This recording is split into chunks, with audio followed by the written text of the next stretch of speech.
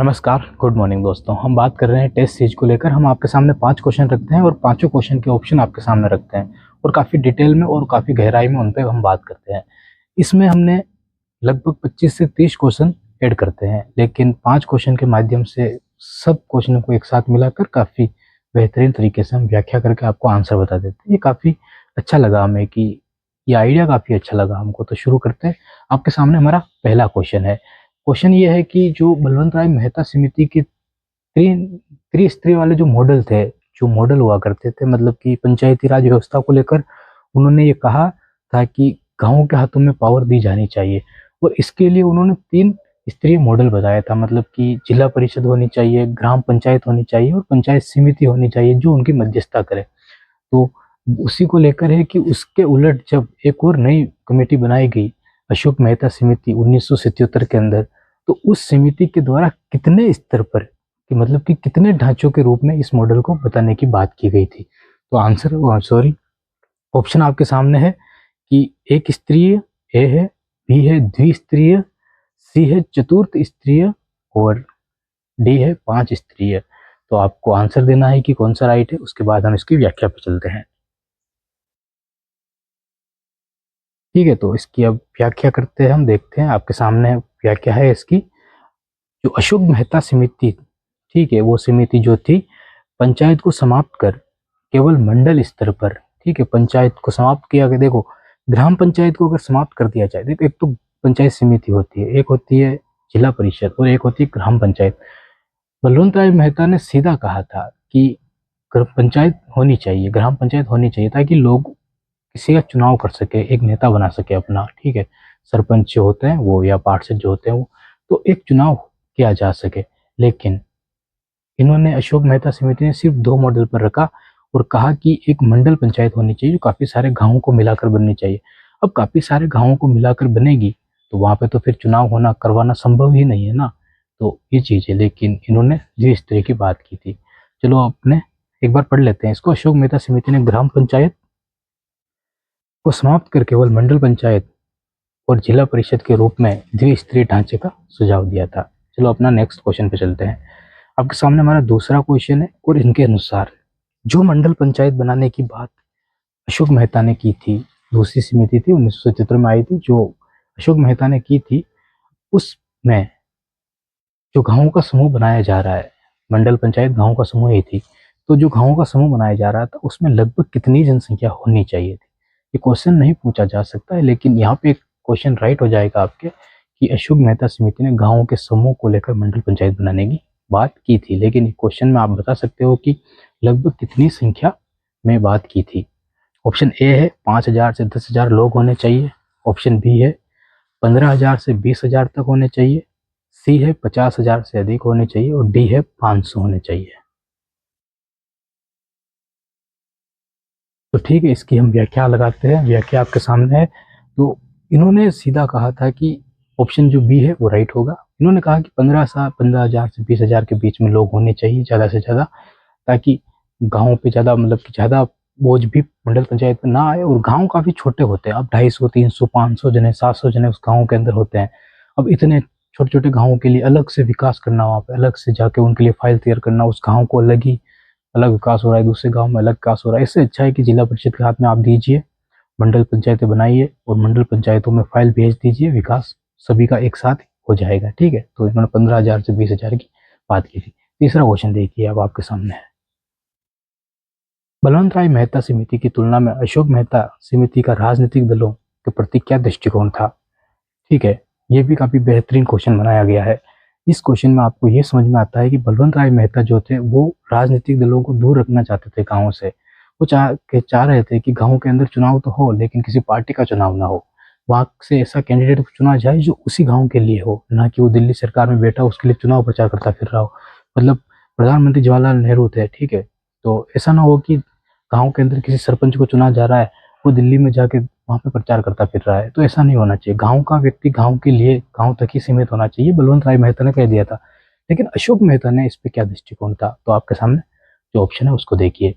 ये ऑप्शन है कि राजनीतिक दलों को चुनाव से दूर रखना चाहिए। क्या अशोक मेहता ने कहा था कि राजनीतिक दलों को चुनाव से दूर रखना चाहिए? ऑप्शन बी है राजनीतिक दलों को चुनाव में खुलकर भाग लेना चाहिए। ऑप्शन सी है केवल एक ही दल को चुनाव लड़ने की अनुमति हो, और ऑप्शन डी है चुनाव दल विहीन आधार पर होने चाहिए। ठीक है, चारों ऑप्शन है। अब इसकी हम व्याख्या पे चलते हैं। तो व्याख्या आई है आपके सामने, देखो। अशोक मेहता समिति ने सिफारिश की थी कि सभी स्तरों पर राजनीतिक दलों की आधिकारिक भागीदारी होनी चाहिए, जबकि बलवंत मेहता इसके पक्ष में नहीं थे। तो बलवंत मेहता ने सीधा कहा था कि चुनावों से इनको दूर रखा जाए, और अशोक मेहता ने कहा था कि चुनावों में इनको लाना चाहिए ताकि गांव के अंदर ये कुछ घोषणाएं कर सके। तो आपके हिसाब से कौन सा ठीक होना चाहिए वो आप देख लो। ऑप्शन हम अपन अगले क्वेश्चन पे चलते हैं। हम चौथा क्वेश्चन है आपके सामने। प्रश्न 4 है, बलवंत राय मेहता मॉडल की विफलता का एक प्रमुख कारण नियमित चुनाव का न होना माना गया। अशोक मेहता समिति ने इसके समाधान के लिए क्या सुझाव दिया था? ठीक है, यहाँ पे भी एक शानदार तर्क दिया गया है कि बलवंत राय मेहता की जो विफलता का कारण था वो चुनाव न होना। अगर वो सिर्फ एक पॉइंट ऐड करते थे कि हर 5 साल में चुनाव होंगे या हर 10 साल में सरपंच के चुनाव होंगे, ये समिति कभी भी विफल नहीं होती, लेकिन इन्होंने इस चीज को ऐड नहीं किया। दूसरी चीज की कमी ये थी कि इन्होंने जो गांव होते हैं वहां से किसी इनकम की बात नहीं की, बल्कि इन्होंने राज्यों पे छोड़ दिया कि राज्य जितना पहुंचा सकता है पहुंचाए। अब राज्यों ने वहीं पहुंचाया जहाँ पे उन्हीं का कैंडिडेट सरपंच था। ठीक है, जो जीता हुआ व्यक्ति था उन्हीं पार्टी का था। विपरीत पार्टी का था, विपक्ष का था, वहां पे ना तो बजट पहुंचाया गया, ना वहां पे दूसरी बार चुनाव करवाने का नाम भी लिया गया, बल्कि राष्ट्रपति शासन लगा दिया गया। पूरी पावर आईएएस के हाथों में दे दी गई। ये विफलताओं का कारण बना था बलवंत राय मेहता का। गाँव के अंदर चुनाव ही नहीं हुए। अशोक मेहता ने जो जिक्र किया है उसके ऑप्शन आप देखिए।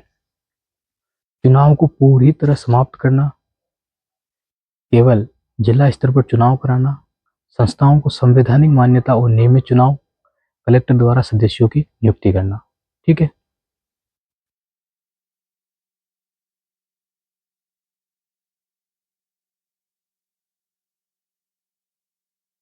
ठीक ऑप्शन आपके सामने, आंसर दीजिए आप, फिर हम व्याख्या पे चलते हैं।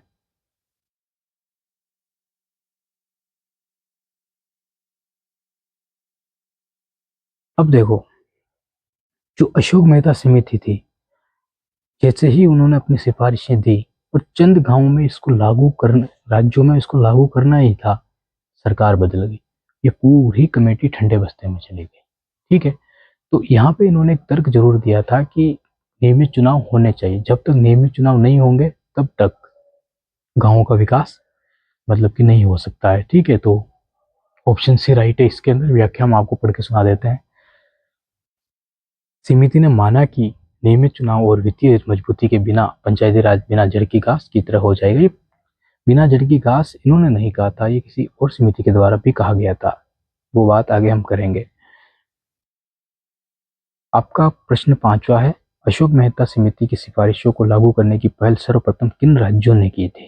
ठीक है, सर्वप्रथम किन राज्यों ने की थी? ऑप्शन देखिए, राजस्थान और गुजरात, कर्नाटक, पश्चिम बंगाल और आंध्र प्रदेश, उत्तर प्रदेश और बिहार, या केवल दिल्ली। हमने जब क्लास ली थी तो इस पे हमने बात की थी और आपको ये बताया भी था कि किन किन राज्यों ने इसकी पहल कर दी थी। तो इसमें पश्चिम बंगाल था, कर्नाटक था और आंध्र प्रदेश भी था। राजस्थान गुजरात में तो वो बलवंत राय मेहता वाला सिस्टम लागू हो गया, तो पहले ही वहाँ पे दिन ही मनाए गए थे, तो जरूरत नहीं थी इतनी। लेकिन जहाँ पे जरूरत थी वो राज्य जो हमने नाम लिए वो है। तो ऑप्शन आपके सामने है कि राजस्थान और गुजरात, कर्नाटक, पश्चिम बंगाल और आंध्र प्रदेश, उत्तर प्रदेश और बिहार, और केवल दिल्ली। इसकी व्याख्या पे चलते हैं। व्याख्या है, हालांकि केंद्र सरकार में बदलने से ये रिपोर्ट ठंडे बस्ते में चली गई। जो हमने अभी बात की थी कि केंद्र सरकार बदल गई थी तो रिपोर्ट ठंडे बस्ते में चली गई थी, लेकिन कर्नाटक, पश्चिम बंगाल और आंध्र प्रदेश जैसे राज्यों ने इसे लागू करने की पहल की थी। ये वही चीज है, देखो उसी तरह की चीज है, चुनाव खत्म कर देना। जैसे चीन के अंदर उस मॉडल को अपना लिया गया था। क्या नाम था उनका? ठीक है, निकल गया है दिमाग से, नहीं आ रहा है याद। इसने कहा था कि जो संसाधन है लोगों को दे दिए जाए, सरकार अपने संसाधन अपने पास रखे, जिसको जो जरूरत है ले जाए वापस सरकार के पास जमा करा दे। नाम निकल गया है, काफी बेहतरीन व्यक्तित्व था, वो काफ़ी सारे देशों ने लागू किया लेकिन सब नहीं कर पाए, लेकिन जिन्होंने लागू किया उनकी हालत ख़राब हो गई थी बाद में, क्योंकि शर्तें ही इतनी खतरनाक थी। वो ये सोच रहा था कि सब ठीक हैं, अच्छे हैं। कार्ल मार्क्स नाम आ गया, कार्ल मार्क्स ने, ठीक है। तो काफ़ी सारे देशों में लागू की, इसी तरह इस कमेटी को भी काफ़ी सारे राज्यों ने लागू कर लिया था, लेकिन ये ठंडे बस्ते में चली गई थी तो खत्म हो गया सब मैटर। तो ये हमारे 5 क्वेश्चन और व्याख्या थी आपके सामने। कैसी लगी है कमेंट करके हमको जरूर बताना। मिलते हैं हमारी नेक्स्ट क्लास में।